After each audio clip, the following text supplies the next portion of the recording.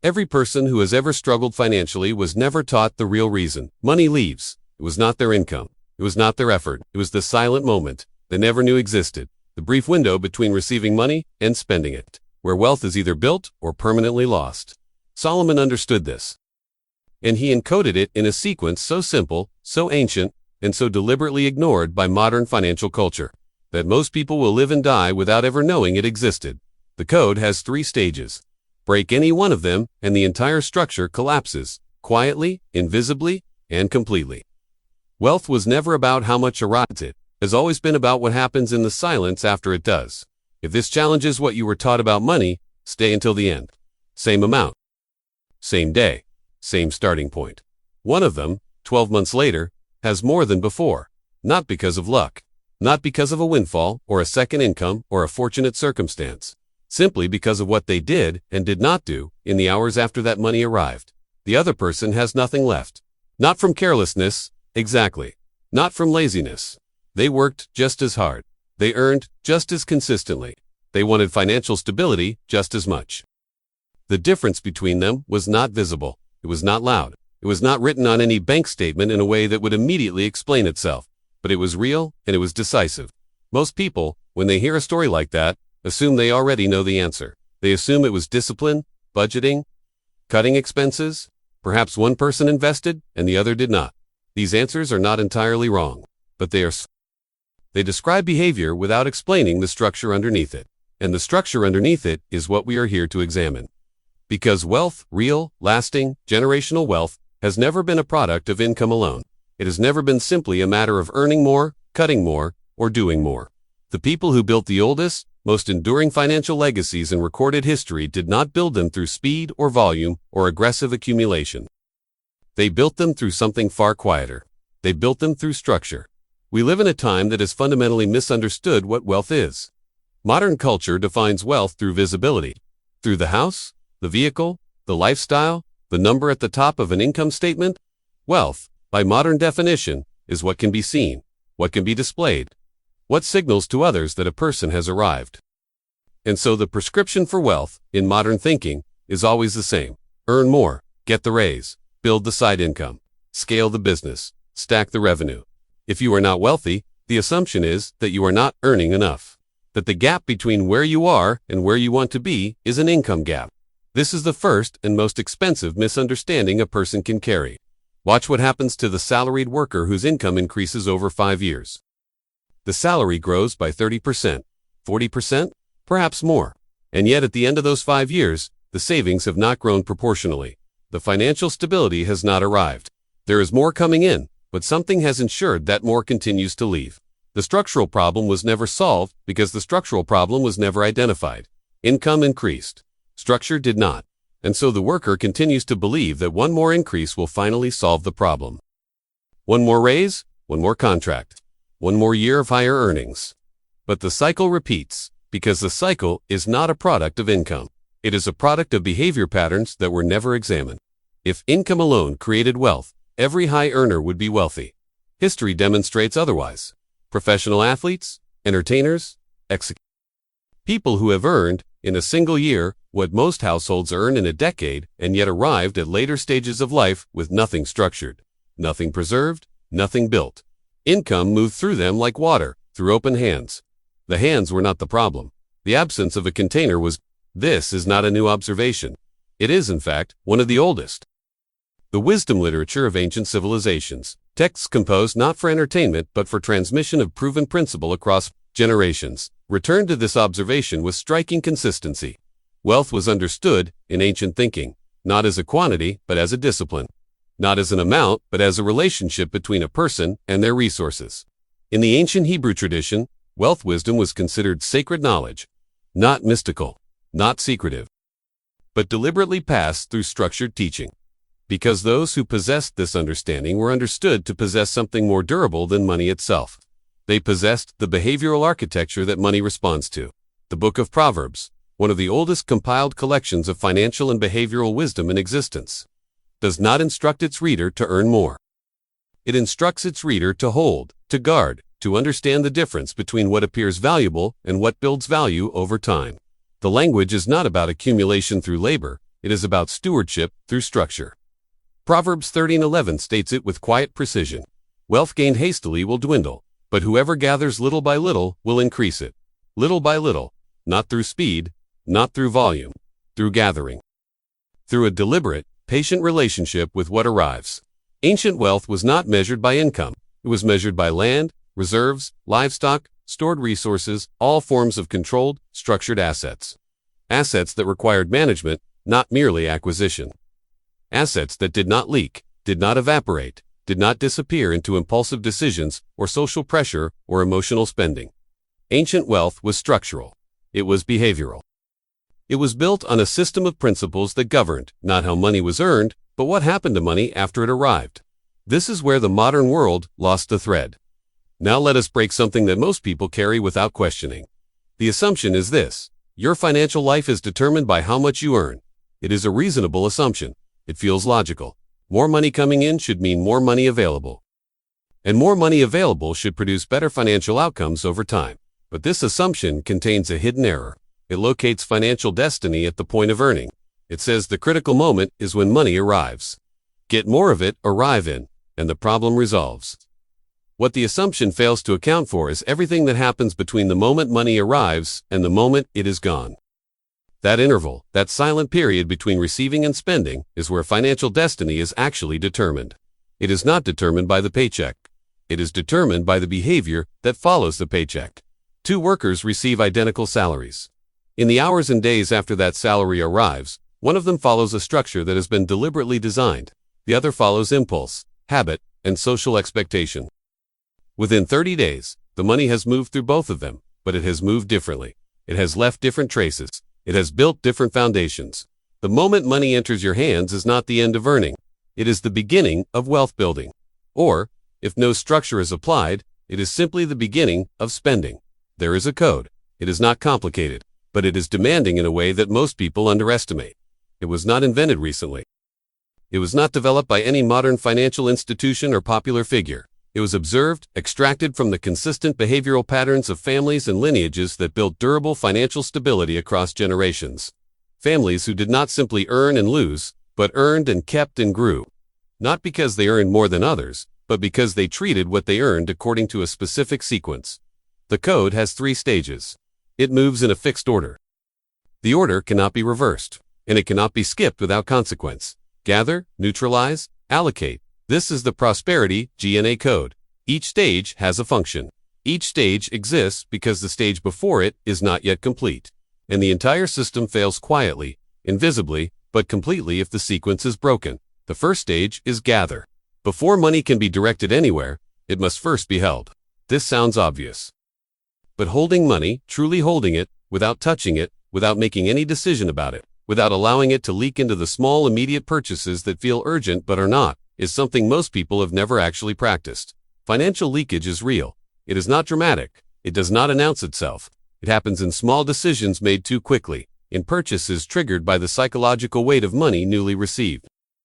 There is something in the human mind that responds to received money with immediate expenditure, as if the presence of money creates pressure, as if holding it too long feels wrong. This is not a character flaw. It is a conditioned response.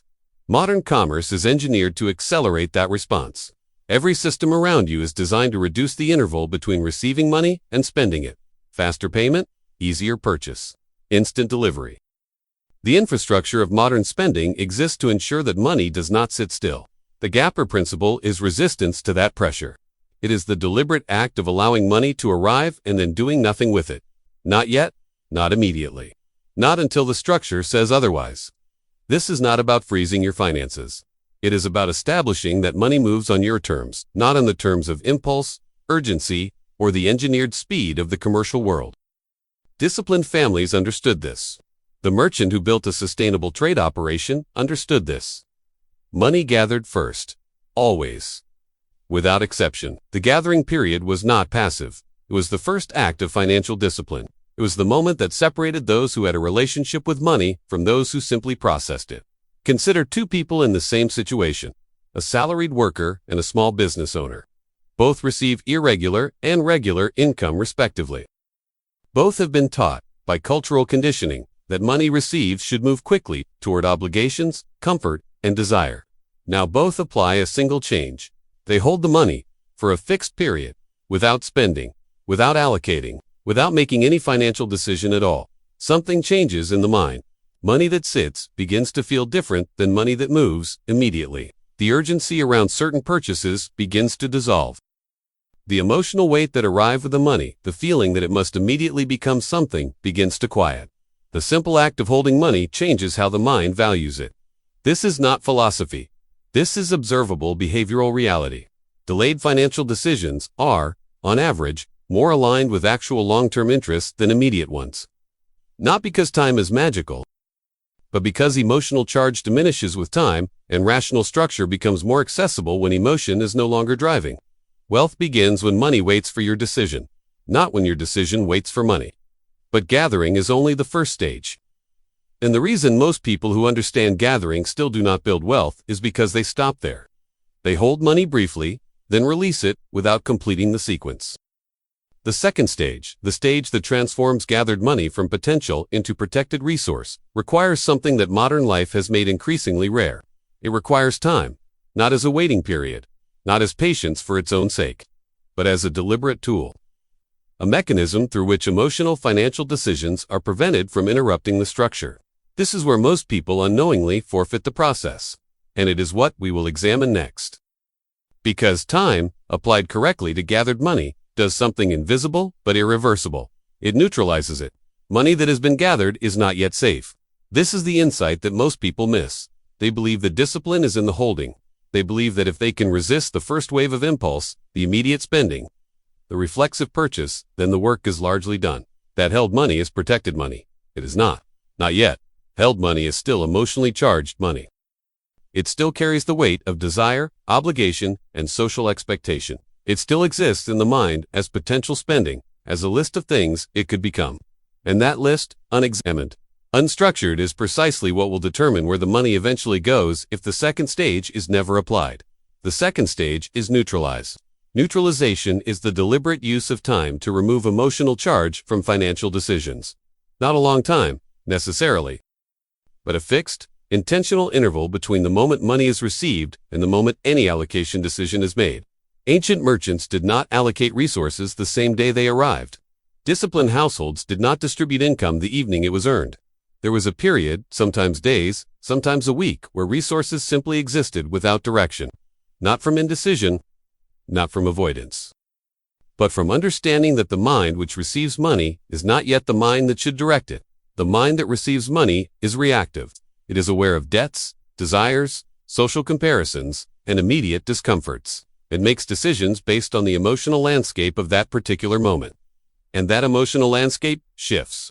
The mind that allocates money after a fixed interval of neutralization is a different mind, quieter, more strategic, less susceptible to the urgency that commerce and social pressure manufacture around financial decisions. Time is the tool that turns money from emotional into strategic.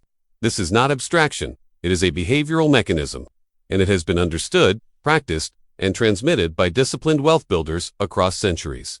The delay was not accidental. It was designed. It was a structural safeguard against the single greatest enemy of financial progress, not poverty, not low income, not bad luck, but the emotionally driven financial decision made at the wrong moment. Now we arrive at the third stage. And this is where wealth is actually built. Allocation. Everything before this, the gathering.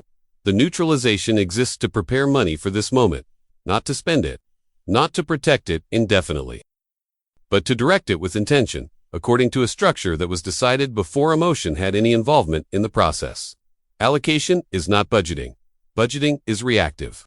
It responds to what money has already done, attempts to correct what has already leaked, and operates largely from a position of damage limitation.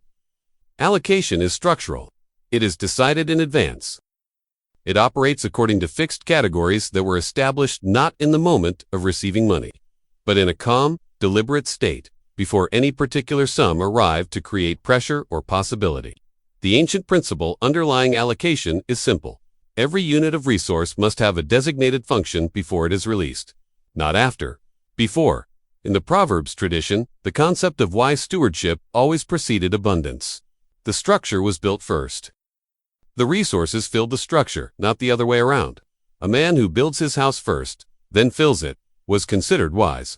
A man who accumulates materials without a plan was considered at risk, not from scarcity, but from his own lack of architectural intention. The allocation categories are not complex. They do not require sophisticated financial instruments or professional management at early stages. They require only clarity and consistency.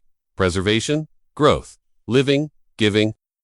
A portion of every gathered, neutralized sum is assigned to each category according to a ratio that reflects both current reality and long-term intention. The ratio may shift over time. The categories do not. Preservation holds what must not be lost. Growth directs what will work over time. Living covers genuine need without excess. Giving reflects the understanding, embedded in nearly every ancient wealth tradition, that generational prosperity is connected to the outward flow of resources, not only their accumulation. This structure applied consistently, across months and years, does something that income alone can never do. It converts the flow of money into the architecture of wealth. Not because large amounts are involved, but because the structure, repeated consistently, compounds. Allocation is where income becomes wealth. The sequence is non-negotiable. Gather first, neutralize second, allocate third. This order was not chosen arbitrarily. Each stage depends on the completion of the one before it. Allocation without neutralization produces emotionally biased distribution. Neutralization without gathering produces a mental exercise with no actual resources to protect. And attempting to allocate before gathering has occurred simply accelerates the very leakage the system was designed to prevent. Most people, when they encounter a structured financial approach, attempt to begin at the third stage. They want to know the allocation ratios. They want the categories. They want the practical output of the system, without building the behavioral foundation the system requires. And so the allocation collapses, not because the ratios were wrong, but because the emotional infrastructure was never established. Discipline is not the final layer of this system. It is the foundation on which every layer rests. Without the discipline to gather to hold money before acting on it, the first stage cannot be completed. Without the discipline to neutralize to wait before directing, the second stage cannot be completed. Without both preceding stages, allocation is simply a more structured form of spending. Wealth is a behavioral system, not a financial event. This understanding requires a shift in time horizon that modern culture actively discourages. We are surrounded by frameworks that measure financial progress monthly, quarterly, annually, at most. The metrics of modern financial life are short. They reward visible, immediate outcomes. They create the impression that wealth should be measurable in months, and that if it is not, something has failed. Ancient wealth thinking operated on a different scale entirely. Generational. Decadal. The builders of durable financial legacies were not optimizing for this year. They were constructing something designed to outlast them. And because they were building for that time frame, they were immune to the impatience that collapses short-term financial plans. The farmer in ancient agricultural economies understood that the ground prepared in one season produced harvest in the next. Not the same season. Not faster because of greater effort in that particular moment. The preparation and the reward existed in different time frames, and this was not a problem to be solved. It was the natural structure of growth. Wealth grows quietly while people focus on income loudly. The person who is loudly chasing income, more hours, more clients, more contracts, more visibility, is often, simultaneously, neglecting the structural work that determines what all of that earned income actually becomes. And the person who has quietly built allocation structure, even on a modest income, is building something that the louder earner cannot see and therefore cannot imitate. There is a dimension of wealth preservation that ancient wisdom addressed with unusual consistency. In modern financial culture has nearly abandoned entirely. Silenced. Not silence as passivity. Not silence as secrecy for its own sake. But silence as a structural protection for financial decision-making. The moment other people know the details of your finances, your allocation decisions come under social pressure. Not always malicious pressure. Often, it is well-intended. Family expectations, peer comparisons, cultural obligations around visible generosity or visible status. These forces are not theoretical. They are real, and they reliably redirect money away from structural allocation toward social performance. Disciplined wealth builders across every ancient tradition maintained a consistent practice. They did not discuss their financial structure with those who had no functional role in it, not from arrogance, from protection. Because the structure they had built was still young, still fragile, still dependent on consistent application to produce results. And social pressure is precisely the kind of force that disrupts consistent application. Wealth grows best where there is no audience. This is not a license for isolation. It is a discipline, a boundary drawn, not around people, but around financial information, maintained quietly, consistently, and without apology. There is a reframe that must occur before this system can fully take hold. And it is perhaps the most fundamental shift in this entire framework. Most people understand money as spending power, as the capacity to acquire, to consume, to satisfy present desire or present obligation.